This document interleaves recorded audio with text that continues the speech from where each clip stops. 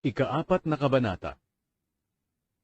Kumalat sa buong Israel ang mensahe ni Samuel. Nakuha ng mga Filisteo ang kahon ng kasunduan. Nagkaroon ng digmaan sa pagitan ng mga Israelita at mga Filisteo ng mga panahong iyon. Nagkampo ang mga Israelita sa Ebenezer at ang mga Filisteo naman ay sa Afek. Sinugod ng mga Filisteo ang mga Israelita at tinalo ang mga ito. 4,000 Israelita ang napatay nila. Pagkatapos ng digmaan, bumalik ang mga natirang Israelita sa kampo nila.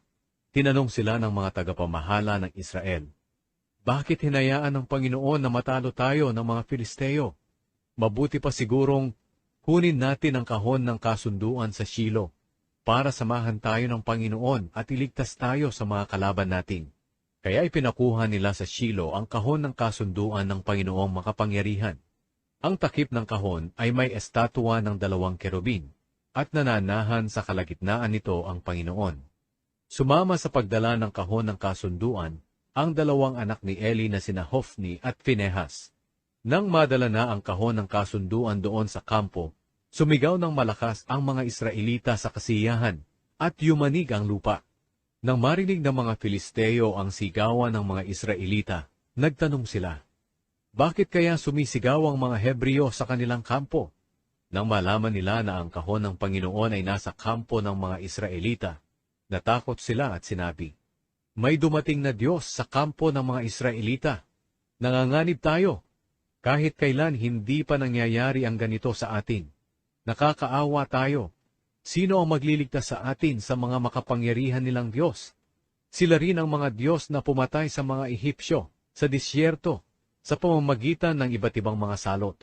Kaya magpakatatag tayo, dahil kung hindi magiging alipin tayo ng mga Hebreo, gaya ng pang-aalipin natin sa kanila. Labanan natin sila." Kaya nakipaglaban ang mga Filisteo at natalo ang mga Israelita. Napakarami ng napatay. 30,000 ang napatay ng mga Israelita. Ang mga natira sa kanila ay tumakas pabalik sa kanilang tinitirhan. Naagaw ng mga Filisteo ang kahon ng kasunduan at napatay ang 2 anak ni Eli na sina Hofni at Finehas. Ang pagkamatay ni Eli. Nang araw ding iyon, may isang tao mula sa lahi ni Benjamin na tumatakbo galing sa digmaan papunta sa Shilo.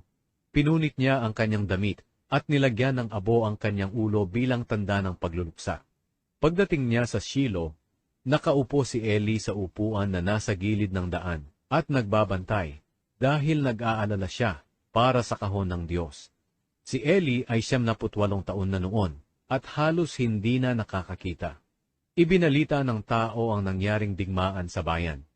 Nang marinig ito ng mga tao, nag-iyakan sila. Narinig ito ni Eli at nagtanong siya, "Bakit umiiyak ang mga tao?" Dali-daling lumapit sa kanya ang tao at sinabi, "Kagagaling ko lang po sa digmaan. Nakatakas po ako." Nagtanong si Eli, "Ano ang nangyari, anak?" Sumagot ang tao, "Nagsitakas po ang mga Israelita sa harap ng mga Filisteo. Napakarami pong namatay sa mga sundalo natin. Kasama po ang 2 anak nyo na sina Hofni at Finehas, at naagaw din po ang kahon ng Diyos." Nang mabanggit ng tao ang tungkol sa kahon ng Diyos, natumba si Eli mula sa kinauupuan niya na nasa gilid ng pintuan ng lungsod. Nabali ang kanyang lieg at agad na namatay, dahil mataba siya at matanda na. Pinamunuan niya ang Israel sa loob ng 40 taon. Nang panahon ding iyon, kabuwanan ng manugang ni Eli na asawa ni Finehas.